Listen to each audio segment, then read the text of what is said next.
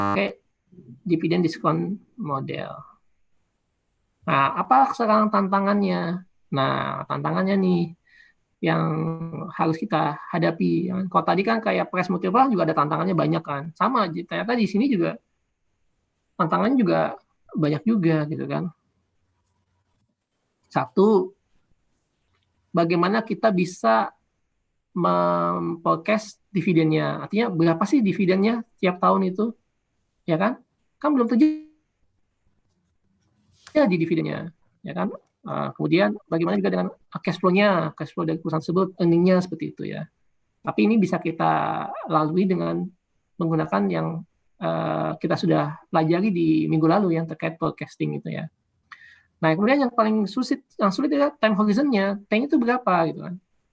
Kapan dia berakhirnya? 5 tahun, 10 tahun, 15 tahun, 20 tahun? Nah, ini juga menjadi penting juga nih kita bagaimana kita mengukurnya gitu kan.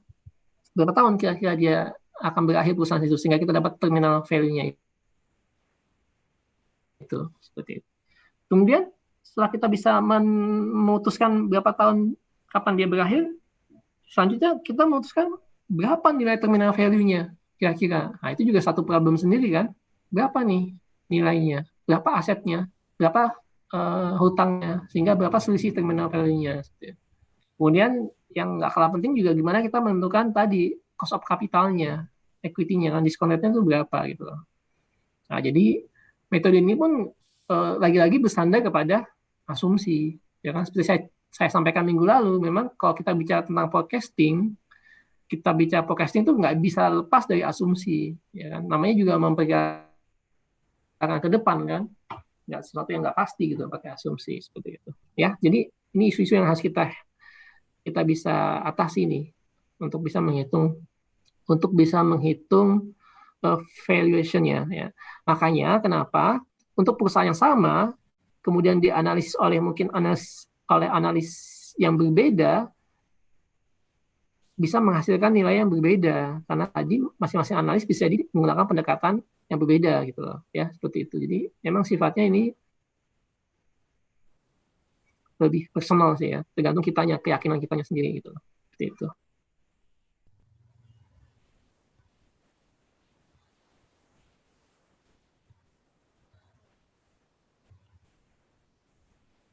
Makanya kalau kita lihat kalau misalnya di bursa misalnya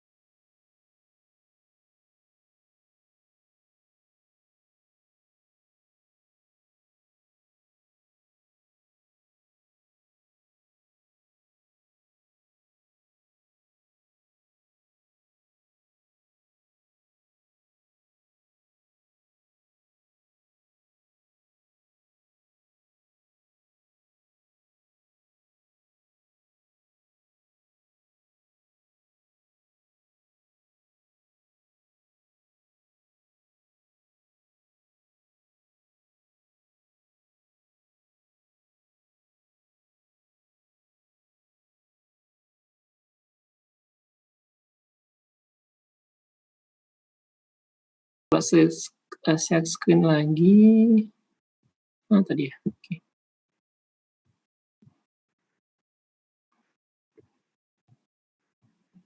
Tadi mungkin tadi ya sebelumnya. Oh ya tadi sampai sini ya. Tadi Yang ini udah sempat kedengaran nggak tadi yang ini ya? Halo? Halo? Sempat. Sudah ya? Sudah ya? Jadi ini kendala-kendala yang harus kita atasi ya. Asumsi-asumsi yang harus kita buat ya. Makanya tadi saya sampaikan untuk saham yang sama ketika dia di-review oleh beberapa perusahaan sekuritas yang berbeda untuk periode yang sama, nanti hasilnya bisa beda-beda tuh. Kenapa? Karena tadi asumsi yang digunakan bisa jadi berbeda antara satu perusahaan sekuritas dengan perusahaan sekuritas yang lain. Oke, nah ini ininya apa namanya? Semacam formulanya aja ya. Jadi ini pengen menunjukkan bagaimana kita nanti bisa menghitung dividen diskon model untuk mengatasi problem yang sifatnya kapan terminal value-nya ya. Ada 3 tuh. Ya. Misalnya ternyata dia tidak berakhir, artinya nggak ada terminal value-nya. Ya, berarti dia selalu jalan terus perpetuity itu kan artinya dia nggak akan ada jatuh temponya kan, nggak ada maturity date-nya gitu seperti itu. Jadi seperti itu. Jadi dengan konteks ini berarti nggak akan ada terminal value yang dihitung gitu loh. Kita tinggal menghitung berapa aja berdasarkan dividen yang diperoleh itu aja gitu dengan formula yang seperti ini ya, seperti itu ya. Nah, kemudian ada juga kan nggak ada juga mungkin yang bilang bahwa masa iya sih dividennya sama terus gitu kan. Masa iya dividennya kayak obligasi kan dia pokoknya 100 100 100 100 100. Mungkin iya kalau obligasi karena kan dia sudah ada kontraknya kan. Kalau obligasi kan ada perikatannya antara yang menjual obligasi dengan pembeli obligasi bahwa saya akan membayarkan kupon 100 selama 5 tahun gitu kan. Tetap udah pasti clear. Tapi kan kalau dividen enggak. Dividen itu kan ditentukannya pada saat rapat umum pemegang saham, ya kan? Dan pada saat rapat umum saham itu juga memperhatikan dari kinerja perusahaan kan. Ada kalanya kinerja perusahaan sangat baik, bisa jadi nanti dividennya lebih tinggi, ya kan? Ada kalanya perusahaan sedang buruk, mungkin dividennya lebih rendah. Nah, kalau itu terjadi, maka pakai yang kedua, ya. Jadi kapitalisasi terminal dividennya dengan pertumbuhan. Ya, jadi ada pertumbuhannya berapa persen misalnya 5%, 10%. Jadi nilai dividennya tuh tumbuh gitu loh. Misalnya tahun pertama 100, tahun kedua 110, tahun ketiga misalnya 120 gitu ya. Jadi tumbuh yang seperti itu. Atau yang terakhir adalah dengan terminal value-nya 0. Seperti itu, nggak ada terminal value-nya gitu. Pada saat likuidasi ya nggak ada. Artinya asetnya dijual habis untuk bayar hutangnya seperti itu ya. Jadi ini bentuk-bentuk ini aja bentuk-bentuk formulanya. Nanti tergantung kita mau pilih yang mana. Ya mungkin yang umum mungkin yang nomor 2 ya, karena kan kita berharap perusahaan itu tumbuh kan, jadi dividennya bisa jadi juga akan tumbuh juga seperti itu ya, seperti itu. Nah, gimana cara kita mengimplementasikannya ya. Ini dia caranya. Oke, oh ya, tapi sebelumnya gini. Nah, problem yang muncul juga dengan dividen diskontol model ini, kalau ternyata perusahaannya itu nggak rutin bagi dividen. Nah, itu problem juga tuh.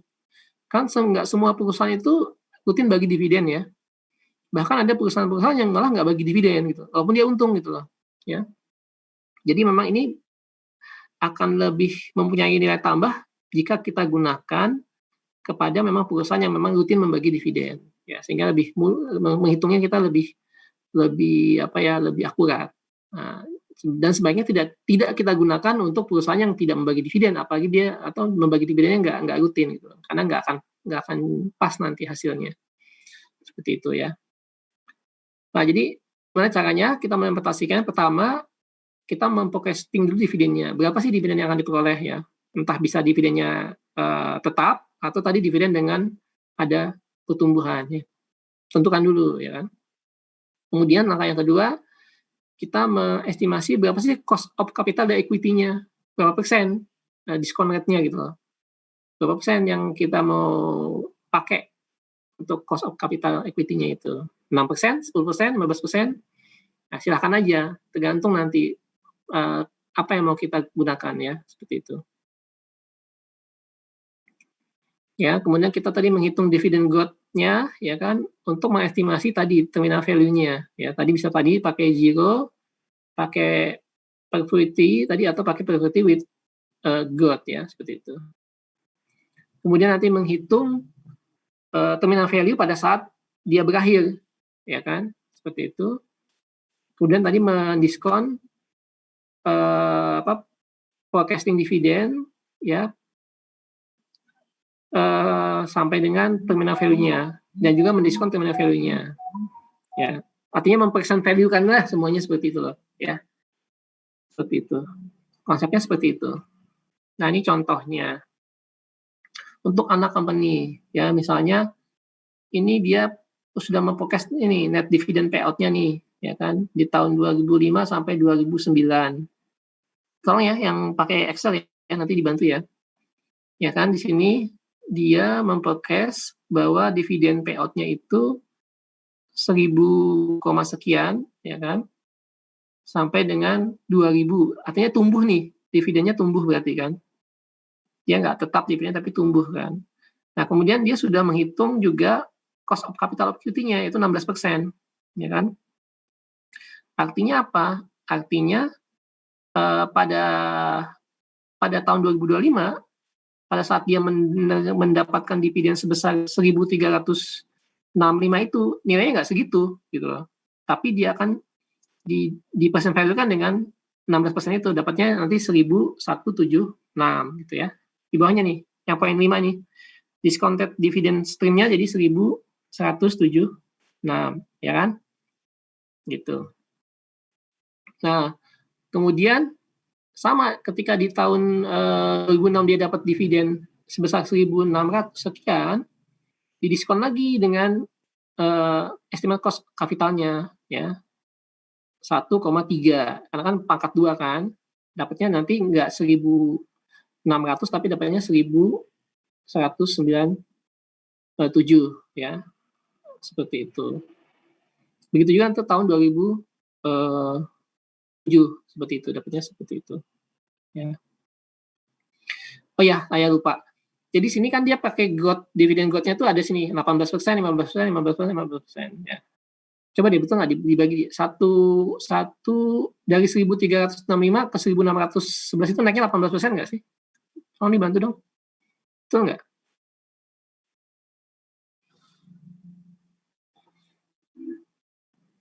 Halo?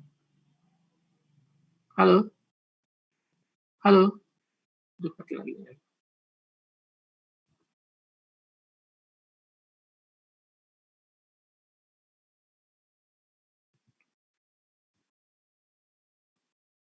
Halo?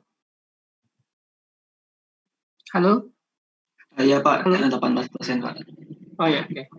Berarti nggak ada yang jawab, makanya saya pikir mati lagi ininya. Ya gitu ya. Nah, nanti kan kita sudah dapat present value dari dividen tahun 2005, present value dari dividen tahun 2006, dapat present value tahun dividen tahun 2007. Kemudian ternyata di tahun 2007 itu dia ada terminal value ya sebesar 213.000. Nah, ini juga kita present value kan ya dengan 16% juga dapat angka 136.000 sekian.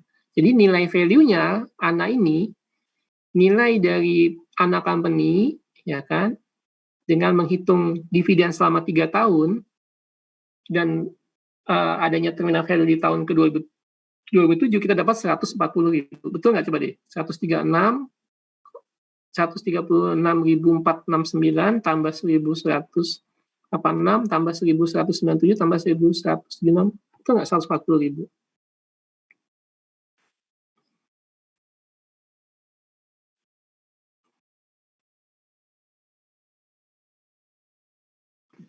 Betul, Pak. Oke, ya, gitu ya. Jadi itu sih sebenarnya.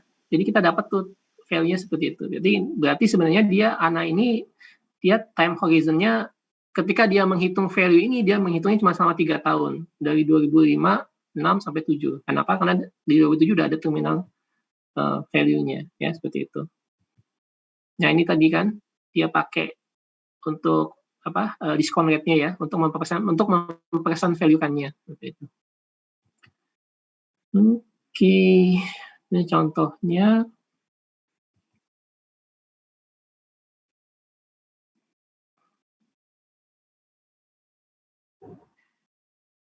Oke. Nah, ini coba dihitung deh. Adik-adik coba hitung deh. Ini ada forecast-nya, forecast dividennya 1.800, 1.900, 2.000, artinya dividennya tumbuh kan ya, dengan diskon rate-nya 12%. Coba dihitung berapa ininya, apa net present value masing-masing dividennya ini. Coba ya dihitung ya, saya kasih waktu berapa ya? 5 menit ya, nanti kita cek nanti hasilnya seperti apa. Oke, ya, halo, oke? Ya, Pak. Oke. Seperti itu ya. Ini dividen diskon model. Nah, yang kedua, prinsipnya sama, cuma bedanya di sini dia juga pakai growth ya, dividennya tumbuh. Nanti coba sekarang dihitung nanti ya. Coba sekarang dihitung growth-nya berapa tumbuhnya. Siapa tahu nanti pas UAS disuruh hitung growth tumbuhnya juga kan, dari 240 ke 267 gitu kan. 267 ke 289 berapa growth-nya. Kemudian ya cost of capital equity-nya itu 12% ya kan. Sehingga nanti kita mempresent value-kan di tahun 2005 itu berapa present value-nya, 2006 berapa present value-nya, seperti itu ya. Sampai di sini kalau kita lihat dia cuma 4 tahun ya kan, karena di tahun keempat ada ininya apa, ada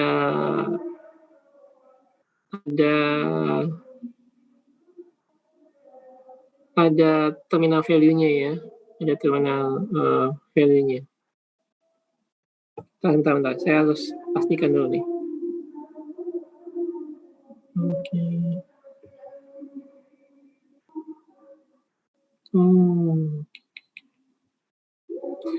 Oh ya, adik-adik perhatikan ya, terminal value-nya itu muncul pada saat growth-nya berhenti, pada saat growth dividennya berhenti. Perhatikan nggak? Di ANA ini kan, dia muncul terminal value pada saat growth dividennya jadi stabil di 15%. Dia akan muncul terminal value di sini. Ya kan? Ya kan? Kemudian di contoh model ini juga, dia terminal value pada saat growth-nya stabil di 0% gitu loh. Muncul terminal value, ya kan? Kemudian contoh yang kedua, latihan kedua juga sama tuh. Dia terminal value muncul pada saat growth-nya stabil di 8%. Ya. Mohon nanti jadi perhatian ya, adik-adik ya. Jadi di sini terminal value-nya tuh muncul pada saat growth-nya stabil gitu loh. Kan ketika dia menjadi 8%, dia muncul terminal value di sini. Ya. Ya, coba diperhatiin deh. Betul nggak sih? Ya kan? Nah, di sini, jadi kan dividend from next year dibagi cost of capital dikurangi growth. Nah, itu tadi. Jadi dividen from next year, berarti dividen tahun depan itu, ya kan, berarti berapa dividennya? 300. Coba deh kita hitung ya. Untuk ini sambil kita latihan. Dividen from next year itu kan yang punya Excel hitung ya, 337.089,6 dibagi cost of capital. Cost of capitalnya kan 12%, ya kan? Dikurangi dengan growth. Growth-nya 8%, berarti 4%. Betul nggak? Coba deh, 337.089 dibagi 4%. Berapa tuh dapatnya? Tolong dong.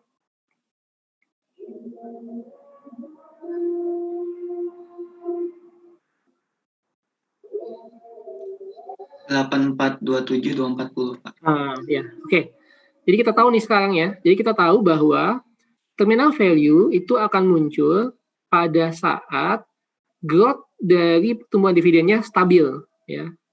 Nah, kemudian cara ngitungnya tadi dari dividen tahun depan, forecast dividen tahun depan dibagi dengan selisih antara cost of capital, ya kan, dalam hal ini 12%, dikurangi dengan growth dividennya yang 8% itu, ya. Seperti itu ya. Tolong perhatikan ya. Ya, Pak. Oke ya. Jadi nanti itu ya. Jadi step-stepnya udah kelihatan sekarang ya. Nah, setelah itu nanti dapatlah kita totalnya dari masing-masing present value dari dividen dan terminal value dapatlah nilai value dari discounted model itu sebesar 6 juta sekian itu. Kita ini dulu ya, kita break dulu ya karena azan ya, sebentar ya. Ya, Pak. Iya, Pak. Dengar, Pak. Oke ya. Nah, sekarang isu lainnya terkait dividen discount model ini seperti saya sampaikan tadi nggak semua perusahaan itu membagi dividen gitu. Bahkan ada perusahaan yang nggak pernah bagi dividen meskipun untung gitu. Nah, ini perusahaan-perusahaan yang seperti itu memang nggak pas kalau kita value-nya atau menghitung value menggunakan dividen discount model ya seperti itu. Atau ada perusahaan yang bagi dividen tapi dividennya itu asalnya uangnya berasal dari pinjaman. Nah, ini juga nggak pas ya, karena itu nggak sesuai dengan value creation kan. Kan harapannya dividen itu hasil dari usaha perusahaan kan, dari earning-nya dia, dari kegiatan operasinya dia, menghasilkan pendapatan, dikurangi dengan biaya operasi, dapatlah laba, sebagian labanya dijadikan dividen.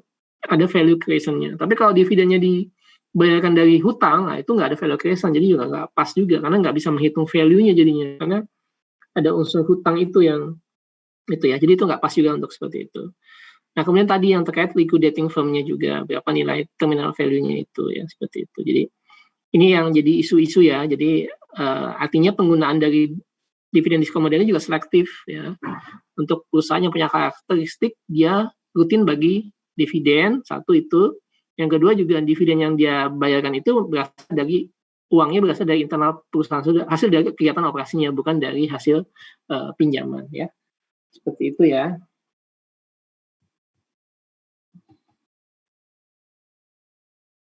Oke, jadi ini tadi ini merupakan yang paling populer ya.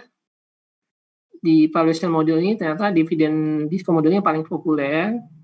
Kemudian 3 model berikutnya ya merupakan sebenarnya apa, kayak variasi ya, variasi dari dividen discount model ya, yang berusaha untuk mengatasi masalah-masalah tadi yang timbul tadi gitu. Jadi ada variasi-variasinya ya. Jadi basisnya tuh pakai dividen discount model, tetapi ada variasi-variasi yang diharapkan bisa menjadi apa ya, solusi dari kendala-kendala yang tadi dihadapi dari dividen discount model. Mungkin tadi kalau misalnya perusahaannya nggak pernah bagi dividen, kan nggak bisa pakai di DDM ya, mungkin dia pakai variasi dari DDM yang lain seperti itu ya, seperti itu misalnya ya. Oke, nah ini summary-nya ya. Jadi tadi kita melihat tentang tadi price multiples, kemudian ada discounted dividend model ya kan. Kemudian nanti kita akan lihat lagi tadi yang discounted abnormal earning model, discounted abnormal operating income model, sama discounted cash flow. Oke. Ini ada question-nya. Nanti dipelajari sendiri aja ya question-nya ya. Siapa tahu bisa jadi soal juga nih ya. Anggrek dia analis ya kan. Tidak aja ya. Karena ada responnya juga sih. Ya nanti dibaca aja. Nanti saya bagi juga.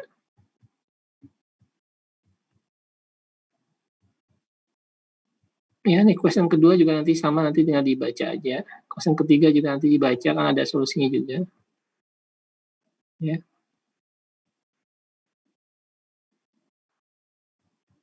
Oke.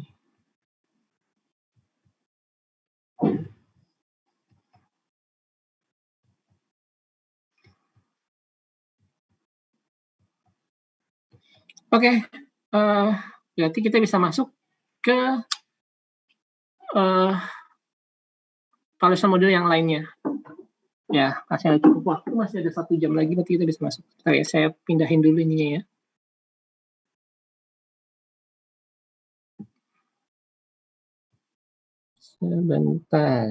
Sebentar izin ya, 5 menit ya, sebentar ya izin ya.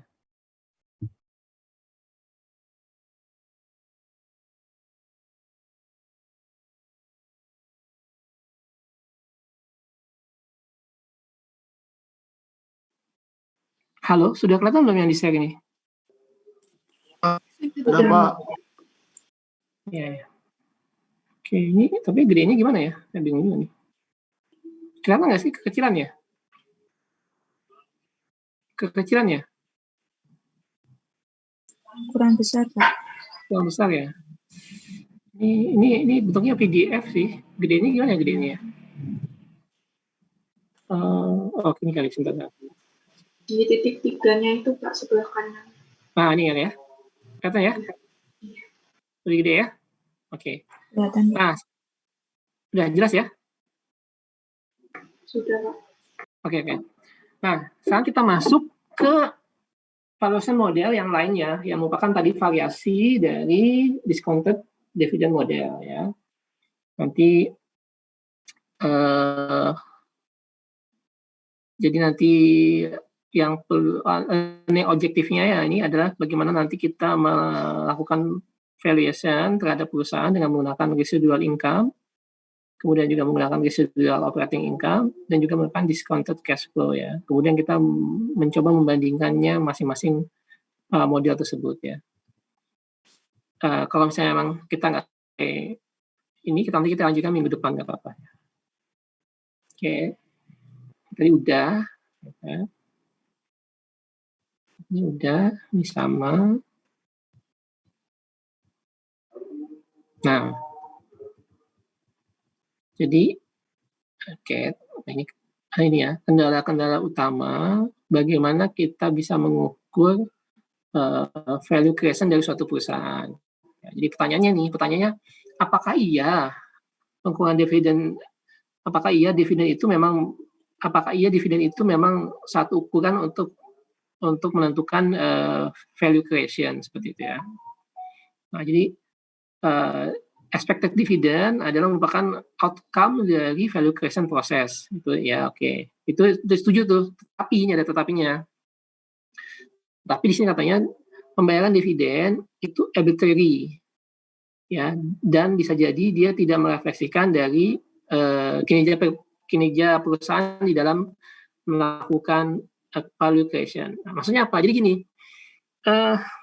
karena tadi bisa jadi dividennya itu satu sumbernya misalnya dari pinjaman, ya kan? Kalau sumber dari pinjaman berarti kan dia bukan dari proses value creation, tapi dari pinjaman dari pihak luar ya. Jadi itu yang jadi semacam challenge ya dari penggunaan DDM itu satu. Yang kedua, bisa juga ya bahwa pembayaran dividen itu dia karena dia arbitrary, dia tuh tergantung dari pemegang saham pengendali gitu loh. Ya. Misalnya gini, di bulan ini di tahun lalu misalnya dia dapat labanya 100 juta gitu ya. Nah, tapi karena pemegang saham pengendali merasa secara pribadi mungkin dia membutuhkan uang, bisa saja nanti dividen dibagikan itu lebih dari 100 juta. Saya dibagi 150 juta gitu kan. Nah, 50 jutanya itu dari ekuitasnya yang di tahun-tahun sebelumnya gitu. Jadi seperti itu ya. Jadi hal-hal seperti ini yang jadi challenges dari DDM ya, seperti itu. Nah, tadi kan hasil penelitian dari MNM tadi ya kan, ya dia memberikan semacam saran ya bahwa sebaiknya membuat valuation model itu tidak hanya bergantung dari dividen saja seperti itu ya kan. Ada prakteknya ya kan. Sebenarnya investor itu membeli pendapatan gitu kan. Yang kita cari itu sebenarnya pendapatannya kan, pendapatan dari perusahaan tersebut. Ya. Dan pembayaran dividen itu hanya merefleksikan saja dari pendapatan tersebut ya, seperti itu. Nah, jadi dengan semua kendala yang ada dari dividen measure itu, maka beralihlah dengan menggunakan earning measure value creation. Ya, jadi kalau tadi kita parameter yang kita gunakan adalah dividen, hasil dari earning, nah sekarang kenapa nggak langsung dari earningnya aja deh gitu loh. Ya kan dividen bagian dari earning gitu kan. Kalau gitu ya udah pakai earning aja gitu loh. Nah, ini bisa jadi men-solve juga tadi masalah-masalah misalnya tadi perusahaan-perusahaan yang nggak pernah bagi dividen kan. Dengan pakai earning pasti semua perusahaan punya earning dong, ya kan? Gitu kan. Makanya ya udah pakai earning value creation aja. Ya, seperti itu. Suara saya masih kedengar nggak ya? Halo? Masih, Pak. Pak. Oke, jadi tadi kan ini merupakan bentuk atau variasi dari dividen discounted dividend model ya, yang diharapkan bisa mengatasi beberapa isu yang muncul dengan discounted dividend model tadi ya. Jadi seperti itu. Nah, kalau dengan menggunakan earning, maka di sini sampaikan bahwa balance sheet-nya itu mengukur dari stock value-nya pada suatu titik waktu tertentu, ya kan?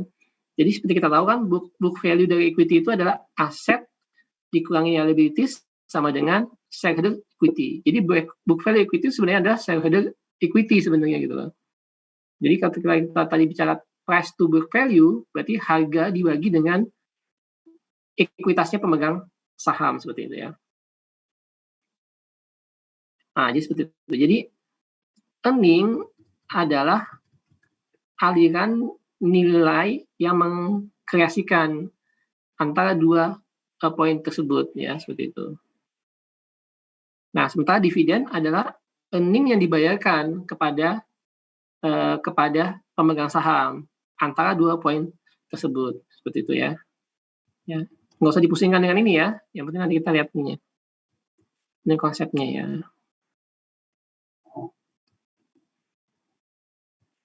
Nah, jadi seperti itu. Jadi kalau misalnya earning yang dihasilkan itu setiap periodenya adalah hasil dari pertambahan dari stock of value. Tadi kan book value-nya, book value equities ditambah tadi CSP tadi ya. Nah, sementara dividen yang dibayarkan tadi ya kan adalah dari book value ditambah CSP dikurang tadi dividen yang dibayarkan gitu kan. Nah, jadi ini menyatakan bahwa book value itu sama dengan book value sekarang, book value tahun ini, ya jadi book value tahun ini sama dengan nilai book value tahun lalu, ditambah dengan adanya value created gitu, dikurangi dengan yang dibayarkan sebagai dividen. Jadi itu sih yang mau dijelaskan dari formula-formula ini gitu. Book value tahun ini sama dengan book value tahun lalu ditambah dengan nilai kreasi yang didapatkan dikurangi dengan dividen. Itu yang mau dijelaskan di formula ini.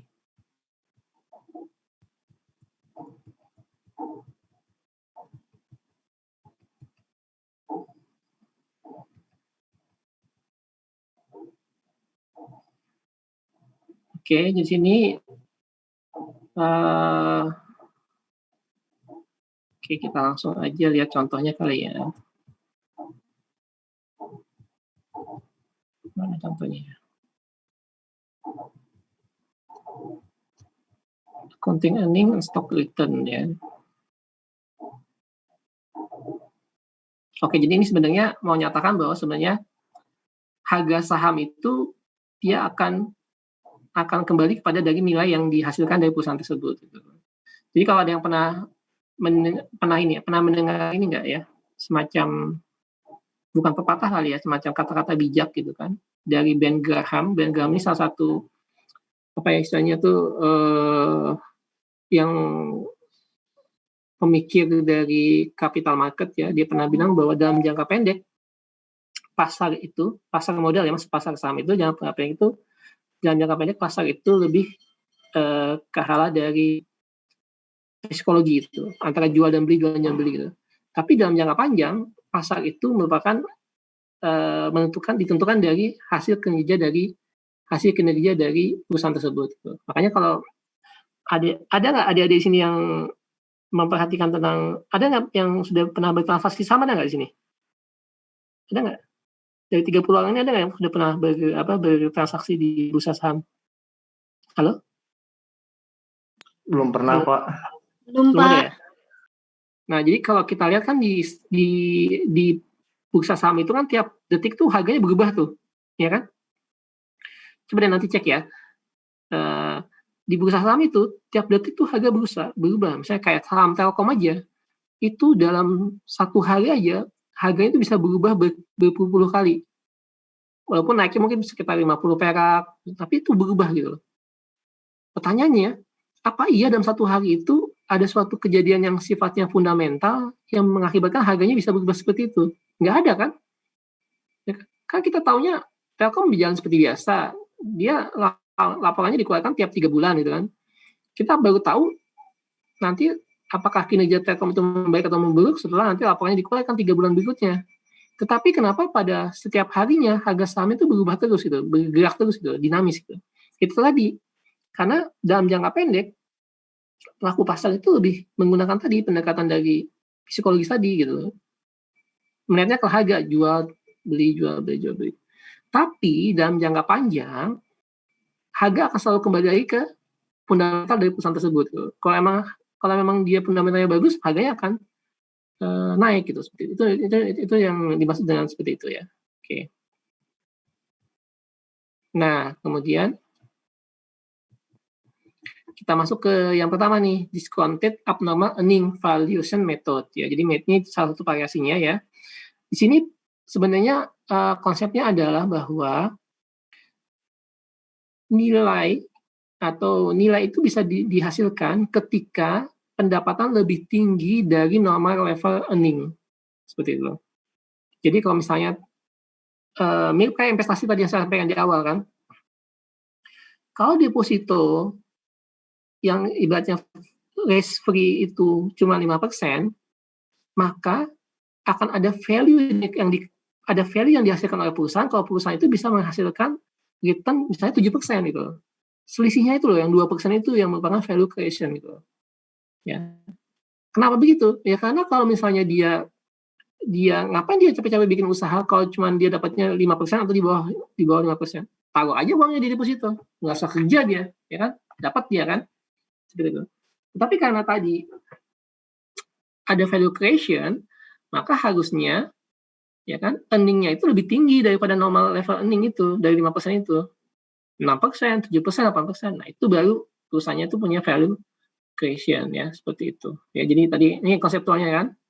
Jadi ketika perusahaan itu menginvestasikan dalam suatu project, maka expected return-nya tuh ya harusnya equal dengan required return-nya yang di atas dari normal earning gitu kan. Jadi how much value does the project add to the firm? Jadi berapa yang benar-benar dapat nilai tambahnya perusahaan itu gitu loh. Ya kan? Ya kan seperti itu. Jadi tadi ya, gampangnya gitu. Jadi kalau misalnya adik-adik punya uang, misalnya ya, anggaplah 10 juta, kemudian ada tawaran dari temennya atau apa, ayo kita ini join yuk, bikin misalnya coffee shop gitu ya. Berapa sebulan saya dapat misalnya? Ya sekitar 500.000 deh. Kita bilang gitu. Bersihnya 500.000. 500.000. Tuh. 500.000. Sekarang kalau saya taruh di deposito berapa? Dan dapatnya 500.000 juga. Nah, kalau kayak gitu ngapain saya capek-capek join coffee shop kan? Pertama, ada risiko di situ kan? Belum tentu dia laku terus kan? Bisa jadi nanti nggak laku gitu kan? Atau apa gitu kan? Nah, yang kedua, ada effort kan, ada upaya, ada usaha yang harus dilakukan, harus ngecek ya kan, harus memantau kan, ada risiko di situ gitu. Nah itu yang dimaksud dengan value creation. Tapi kalau misalnya coffee shop, kemudian berapa dapatnya? 1 juta sebulan gitu kan. Nah mungkin jadi dipertimbangkan kan, kenapa? Karena expected rate of return-nya 10% lebih tinggi dari deposito yang cuma 5%. Jadi ada nilai worth it-nya gitu, ada nilai worth it untuk resikonya, ada nilai waktu juga dengan effort yang harus kita lakukan ya. Itu bahasa sederhananya seperti itu ya. Jadi abnormal earning tadi adalah value creation akan dikurangi dengan required return dikali dengan investment-nya ya. Itu. Nah, required return kali investment itu yang disebut dengan normal earning-nya, seperti itu ya. Itu yang dimaksud dengan abnormal earning ya. Nah, jadi dengan seperti itu, maka yang dihitung residualnya gitu. Jadi selisihnya tadi. Memang dia dapatnya 10 juta, tadi ya kopi tadi 10 juta, tetapi karena memang deposito dapat 5 juta, ya berarti yang kita hitung nanti 5 jutanya itu sebagai abnormal earning-nya itu, untuk nanti kita menghitung valuation-nya seperti itu ya. Jadi tadi kan, abnormal earning itu ada residual earning, sisa earning ya setelah normal earning dikeluarkan, ya seperti itu. Ya seperti itu ya. Ini konsepnya ya seperti itu ya. Jadi kita tadi kan kalau dividen, jadi gini, kalau dividen itu bagian dari earning, ya kan? Kalau ini sisa dari earning setelah mengeluarkan normal earning, ya. Oke, nah ini tadi kan, tadi dari CSP ini dikurangi dengan tadi required operator dan investment yang merupakan normal earning. Nah, kemudian discounted abnormal earning model itu mengukur value added using forecast of residual earning. Tadi ya, jadi kita nanti hitung itu, kalau tadi kan dividen discounted dividend model dividennya, kalau ini residual earningnya, sisanya dari earning dikurangi dengan normal earning, ya kan? Nah, ini permainan matematis nih sebenarnya nih, ya permainan matematis. Jadi dividen itu adalah sama dengan value creation. Halo? Ada yang ini kayaknya, ada yang apa? Ada yang suaranya keluar kayaknya. Ya, dividen dikurangi dari tadi earning, value creation ditambah dengan book value awal dikurangi dengan book value akhir. Ya, itu dividen. Ya kan? Kemudian nanti ini permainan matematika nih, yang jago matematika yang bisa tahu nih ya. Saya cuma ngebacain aja nih. Kemudian nanti diubah ya dengan menggunakan diskon. Diubah dengan menggunakan dividen diskon model formula, ya kan? Maka dia dapat nih earning based valuation modelnya. Jadi book value dari equity, ya kan? Book value itu book value saat ini ya, book value saat ini dari equity ditambah dengan present value dari expected future abnormal earning. Nah, itu dia dapat valuation-nya. Bedanya apa? Kalau tadi yang discounted dividend model, dia nggak pakai, di awalnya nggak ada nilai kan, semuanya present value, ya kan? Present value dividend, present value dari terminal value, semua di present value kan. Tapi kalau yang ini, yang discounted abnormal earning model, selain present value dari expected future abnormal earning, tapi di situ ada nilai book value saat ini sebagai penambahnya. Itu yang membedakannya ya, seperti itu. Ya.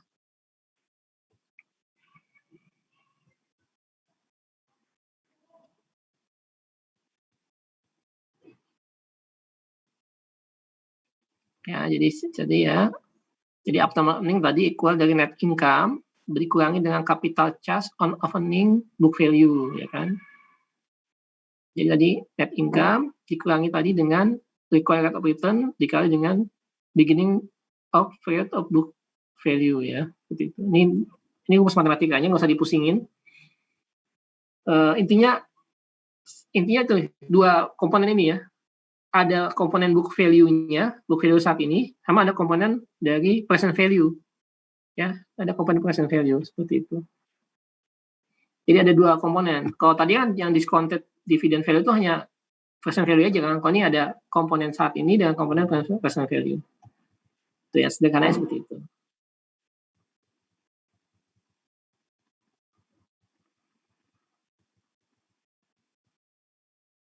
Nah, ini ada option-nya. Jadi option yang pertama adalah melakukan forecasting cukup jauh ya, sehingga nanti dia mendekati 0 ya, 5-10 tahun. Dengan harapan nanti semua value-nya dapat tercapture, ya kan. Yang option yang kedua mengestimasikan dia ada masa akhirnya, ya kan, dan ada terminal value-nya. Jadi ada dua opsi yang bisa digunakan ya. Ada yang pakai sistem terminal value akan ada akhirnya sehingga akan ada terminal value-nya, atau yang sifatnya dia nggak ada, sehingga terminal value-nya jadinya 0 seperti itu ya. Nah, jadi kan ada 3 cara ya untuk menghitung terminal value ya. Ya 0.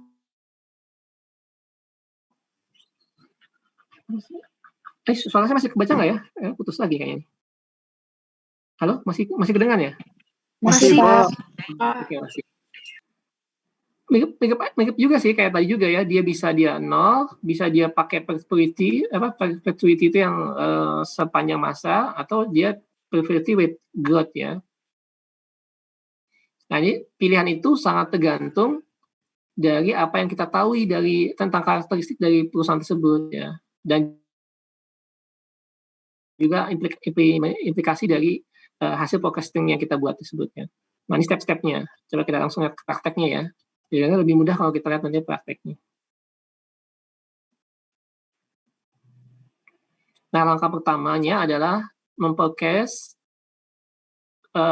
clean surplus profit-nya ya, berapa tadi ya, yang apa tadi CSP-nya itu berapa, kemudian berapa book value-nya saat ini berapa. Yang kedua sama, kita estimasi dulu berapa cost of capital of equity-nya, discount-nya berapa. Ya, kemudian dari situ baru kita menghitung abnormal earning-nya dari clean surplus profit, ya kan, dikurangi dengan book value awal tahun, ya kan, kemudian dikali dengan cost of capital-nya, ya. Kemudian setelah itu kita menghitung abnormal earning-nya, growth-nya, dan menentukan berapa terminal value-nya, ya kan, apa nol atau apa berapa kan. Kemudian menghitung terminal value pada saat berakhir, ya kan, pada saat tadi yang stabilis ya, ketika growth-nya stabil, ya kan, tadi kan kita udah lihat kan, ketika growth-nya stabil istilah terminal value muncul, ya kan. Kemudian kita melakukan present value dari yang kita lakukan present value dari forecast abnormal earning sampai dengan terminal value. Terus kita jumlahkan semuanya dengan book value tahun sekarang untuk dapatkan nilai total value-nya. Nah, kenapa abnormal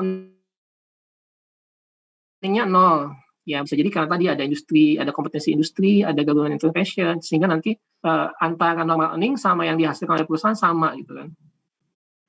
Mungkin kayak perusahaan ini kali ya, perusahaan-perusahaan yang mendapat penugasan khusus dari pemerintah, ya kan? Mungkin dia ada yang dapat abnormal earning-nya sangat kecil, bahkan mungkin bisa jadi break even gitu loh. Ya, artinya dia nggak dapat value creation-nya nggak muncul, ya. Karena dia mungkin ada intervensi dari pemerintah gitu kan. Mungkin kalau ada yang pernah baca berita udah agak lama sih, kayak misalnya perusahaan gas negara itu kan ada tuh peraturan pemerintah yang meminta agar perusahaan gas negara misalnya dia hanya menjual gas kepada industri sebesar $6 per MMBTU. MMBTU itu ukuran ini ya, ukuran gas ya, ukuran panas gas ya. Nah itu dengan seperti itu akhirnya jadinya bisa jadi abnormal earning-nya menjadi kecil, bahkan bisa jadi nol gitu loh. Artinya hanya normal aja di earning-nya gitu. Atau karena kompetisi ya. Ini biasanya untuk kompetisi yang sempurna ya. Kompetisi yang sempurna itu karena dia komposisinya sempurna, masing-masing nggak ada keunggulan, akhirnya ya semua earning-nya normal semua kan. Ya nggak sih? Nah kan udah belajar ini ya, mikroekonomi kan ya. Halo? Halo? Sudah, Pak. Nah, yang di situ gitu kan, kalau dia komposisinya sempurna, pasti laba yang diperoleh itu sama gitu loh. Normal labanya gitu kan, nggak ada lagi yang nggak bisa ini, karena kan semuanya nggak punya kelebihan, jadi labanya normal itu ya. Itu ada dua aja penyebabnya kenapa namanya bisa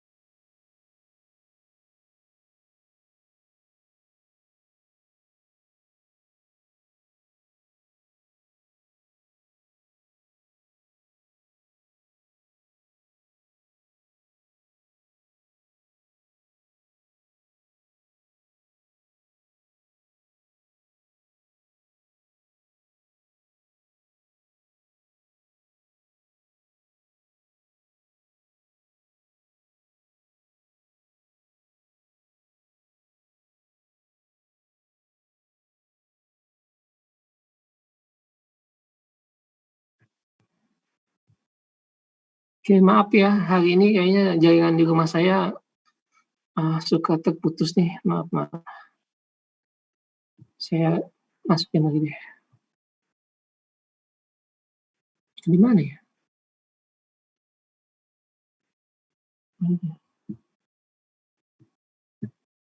Oke, kedengaran nggak suara sekarang? Halo? Dengar, Pak. Dengar, Pak.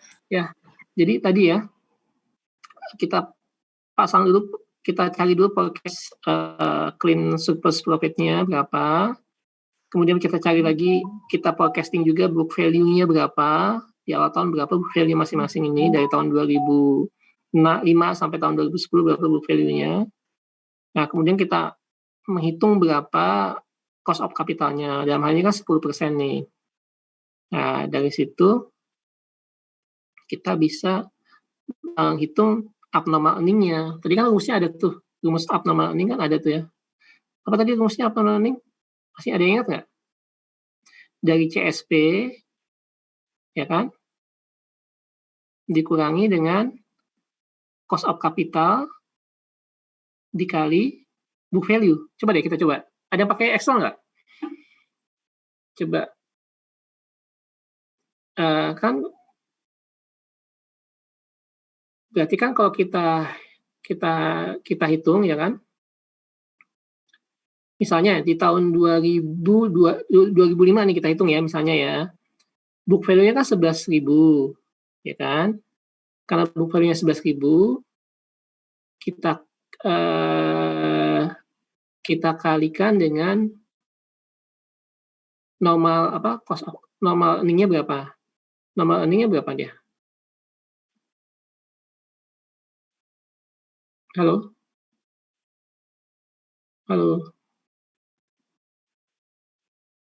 Coba di atas tadi gimana sih? Coba rumusnya gimana tadi? Kita cari normal earning.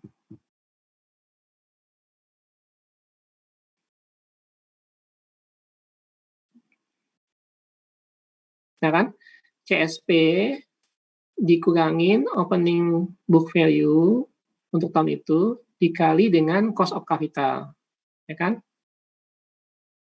Berarti kan tadi CSP-nya tadi berapa?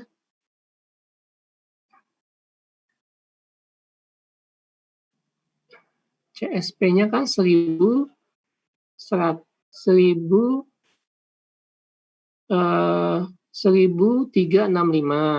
ya kan? Nah, kemudian book value-nya itu berapa? 11.000, tetapi kan dia awalnya kan 10.000. Berarti kan 11.000 dikurangi 10.000 dapat 1.000. Jadi 1.365 dikurangi 1.000 dapat 365. Gitu ya. Halo? Iya, Pak. Oke. Nah, lihat lagi tahun 2006. Book value-nya 12.000. Ya kan? Coba 12.000 dikurangi dengan dikurangi 11.000 jadi 1.000. Ya kan? Nah, 1.000 dikali dengan ini ya, cost of capitalnya 1,1 kan. Jadi dapatnya berapa? 1.100 kan. Jadi 1.350 dikali 1.100 dapatnya 250. Gitu ya. Itu yang hitungnya ya. Halo? Iya, Pak. Iya, Pak. Ya. Nah, gitu. Oke. Dapatlah bisa kita menghitung kalkulat abnormal earning seperti itu ya. Nah, kemudian kita menghitung forecast abnormal earning growth pattern-nya, ya kan? Dari 365 ke 250, berarti 32% tuh kayaknya itu. Dan dari 250 ke 160%. Coba nanti dicek ya. Tapi seperti itu kayaknya sih nanti angkanya. Ya kan? Sudah dapat growth-nya. Nah, kemudian kita menghitung terminal value-nya. Nah, terminal value-nya 0. Di sini 0. Terminal value-nya 0. Nah, setelah itu kita present value kan. Kita present value kan itunya. Yang tadi kita hitung tadi. Kita present value kan AE-nya. abnormal earning-nya. 100 kita persen value-kan dibagi dengan 1,331 jadi berapa? Betul nggak? 75. Seperti itu ya.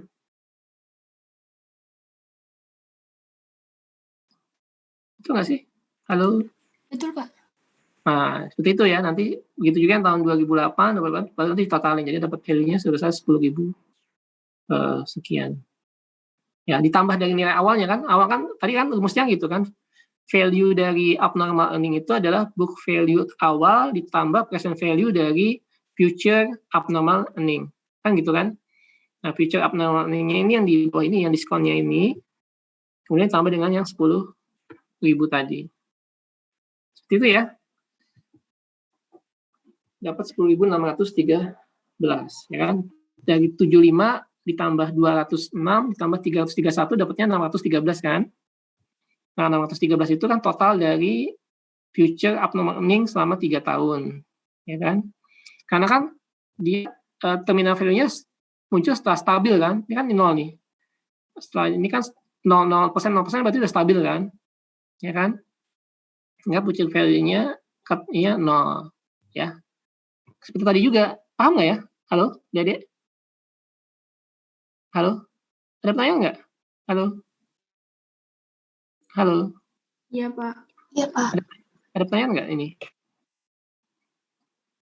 Jadi yang penting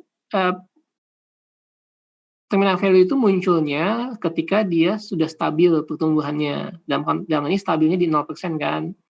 Maka dia muncul di situ. Ya kan? Nah, setelah itu kita melakukan present value untuk future abnormal earning yang sudah kita hitung tadi. Yang 365, 250, 100 itu kita present value kan.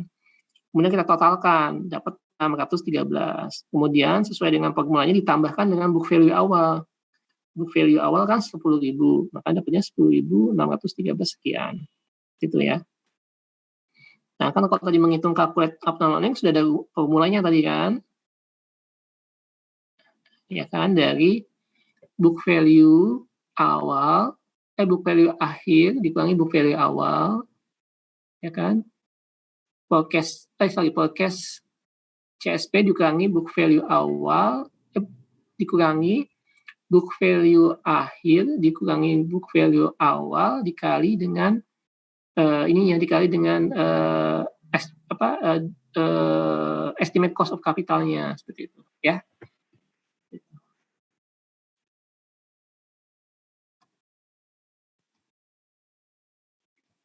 Nah, yang kedua ini variasinya kalau misalnya dia abnormal earning-nya dia terus-menerus ya.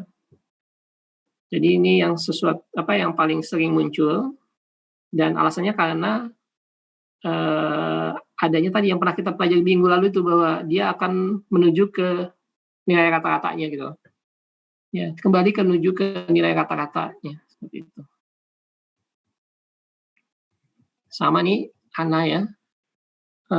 Ada forecast dari CSP-nya juga, ya kan? Kemudian ada book value-nya juga, ya kan? Book value-nya. Nah, kemudian ada cost of capital-nya ya, 15% ya kayaknya cost of capital-nya 15%. Nah, dari sini kita bisa menghitung abnormal earning-nya. Sama kan menghitungnya? Coba kita sama-sama hitung ya. 8.662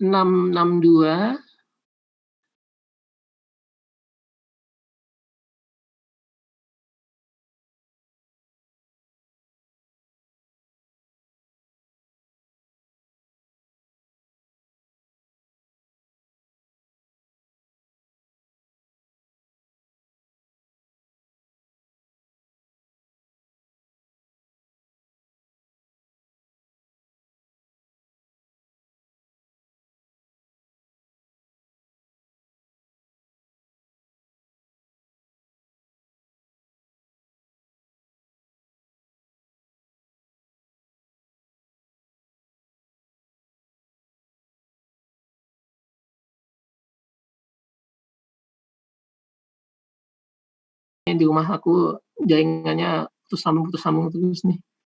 Kita selesaikan satu slide dulu deh ya. Setidaknya satu slide kita selesaikan dulu. Nanti sisanya mungkin minggu depan kita lanjutkan lagi. Soalnya udah kedengar belum sekarang? Sudah, Pak. Udah ya? Sudah, Pak. Oke. Ya tadi gitu ya. Nah, ketika nanti kita sudah dapatkan stabilnya di berapa, itu akan muncul dia nanti terminal value ya kan. Setelah itu nanti tinggal kita lakukan lagi present value lagi. Present value 4 tahun ini dari 2005 sampai 2008, kemudian kita totalkan dapat 8.000 sekian. Ya. Seperti itu. Kemudian diskon terminal value-nya berapa, ditotalkan nanti antara podcast book value yang di awal ditambah dengan diskon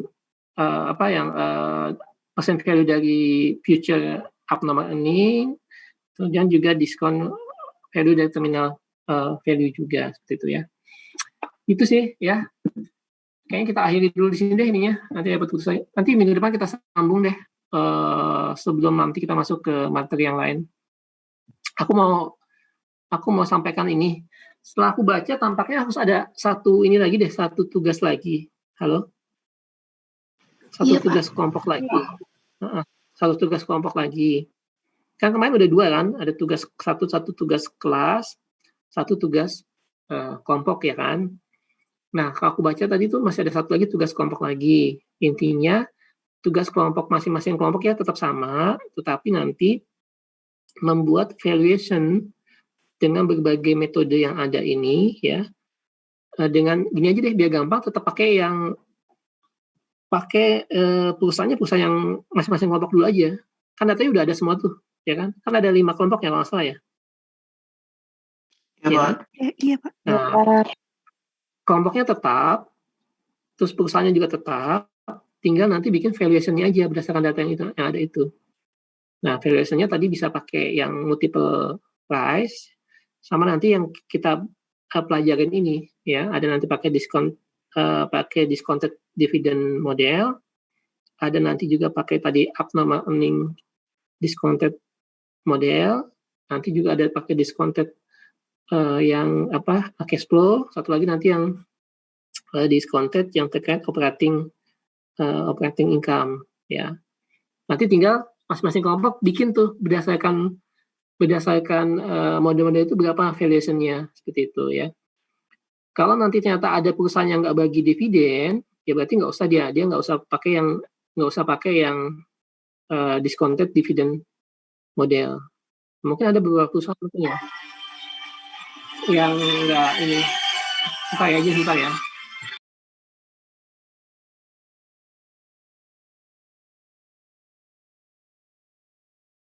Jadi dari data yang udah ada itu kan datanya udah panjang juga tuh, ada yang sekian tahun kan. Nanti coba aja hitung sambil belajar juga buat kita mempersiapkan untuk UAS juga kan. Karena saya yakin pasti salah satu bentuk soalnya pasti terkait valuation. Nah, tapi saya nggak tahu entah yang mana yang akan dipilih untuk digunakan ya. Apakah pakai diskon model atau pakai yang lainnya. Tapi ada baiknya kita praktek kan. Nah, prakteknya itu sekali aja bikin dalam bentuk tugas kelompok. Makanya saya berharap satu kelompok berapa orang? 4 apa 5 ya kalau nggak salah? 5 ya? Apa 6 ya? Halo? 6 ya? Nah, saya berharap bahwa 6 orang yang ada di kelompok ini semuanya ngerjain gitu loh. Praktekin pakai metode-metode itu supaya nanti paling enggak ketika nanti ujian enggak kebingungan gitu, paling enggak pernah nyoba gitu loh ya seperti itu, baru nanti dibikinkan dalam satu tugas kelompok ya, seperti itu ya gitu ya. Nah, ini nanti dikumpulinnya nanti nggak apa-apa sih, mungkin di sebelum sesi terakhir ya, kira-kira masih ada 4 pertemuan lagi kan. Mungkin nanti pertemuan yang sebelum pertemuan terakhir bisa nanti dikumpulkan untuk ya tugas ini ya. Ketua kelas nanti tolong dikoordinir ya ketua kelas ya. Siapa?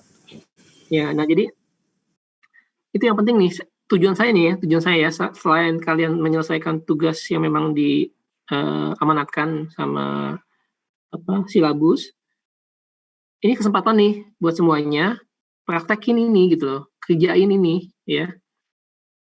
Jangan masukku jangan hanya satu atau dua aja yang ngerjain, tapi semuanya ngerjain ya. Supaya nanti paling nggak pada saat ujian ada yang keinget gitu loh. Manapun nanti yang dipilih ya. Tolong ya. Terutama nanti untuk adik-adik yang nilainya kemarin berada di ambang batas itu ya.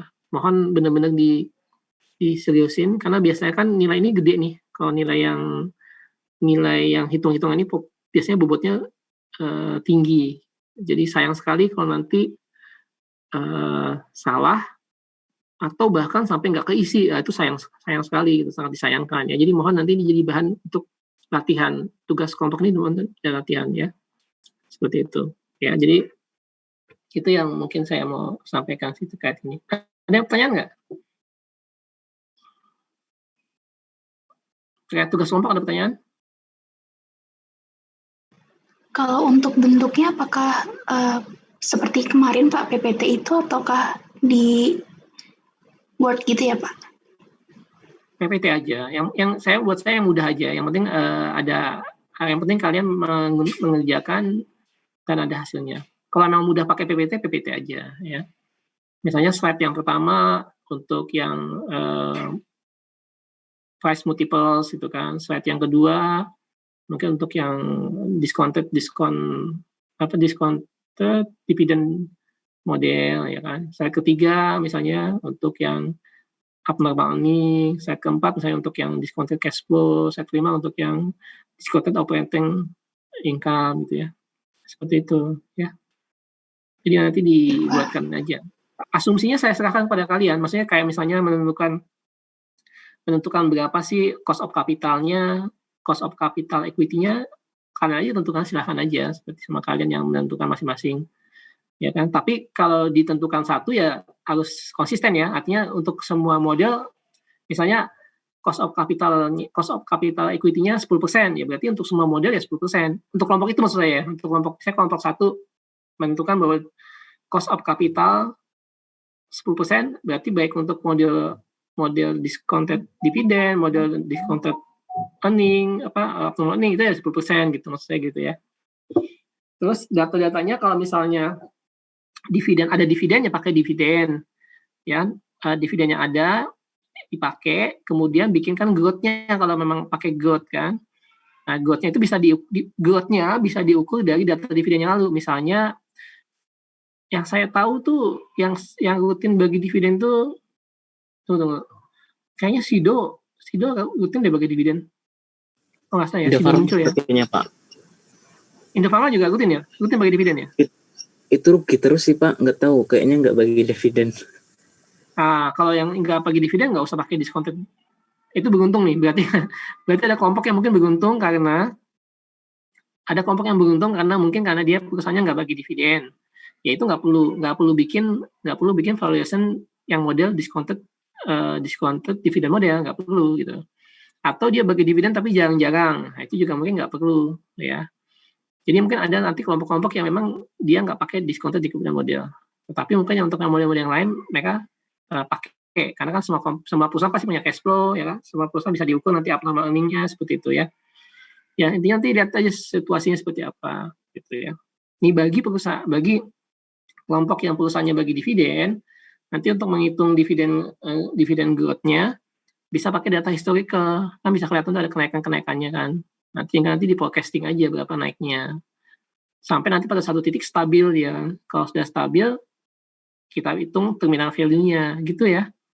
Jadi nanti bentuknya dalam bentuk kolom-kolom yang seperti contoh tadi ya. Halo? Ya. Halo? Ya Pak. Yang matriks kolom itu ya. Kan lebih mudah tuh nanti dilihatnya seperti itu ya.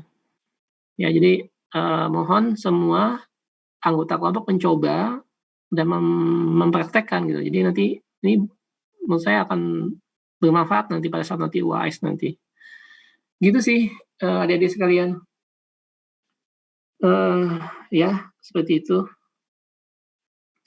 Terus nanti akan ada kuis juga, tapi nanti kuisnya mungkin di pertemuan terakhir aja, sama kayak lalu juga 30 menit aja kuisnya nanti seperti itu. Ya, seperti itu. Nah, nanti intinya ya kalian harus benar-benar fokus untuk UAS, karena UAS itu yang nilainya itu yang apa ya? Ya itu berdasarkan benar-benar hasil ini kalian nantinya, ya kan? Gitu ya. Oke. Oke ya. Iya, Baik, Pak. Pak. Baik, Pak. Oke. Baik, kalau ada pertanyaan nggak terkait materi?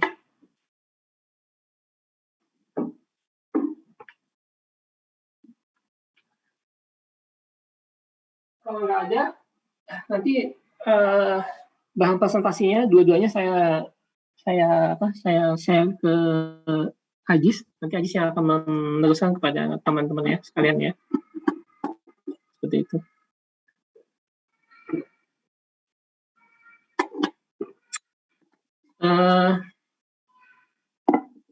Itu.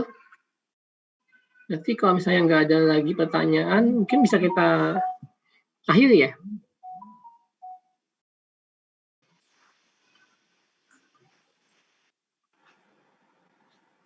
Halo, nggak ada pertanyaan lagi? Belum, Pak. Oke, ya udah. Kalau gitu saya ucapkan terima kasih atas kehadirannya dan perhatiannya. Mohon nanti tugas kelompok tadi dikerjakan, masing-masing anggota kelompok mengerjakan, ya kan?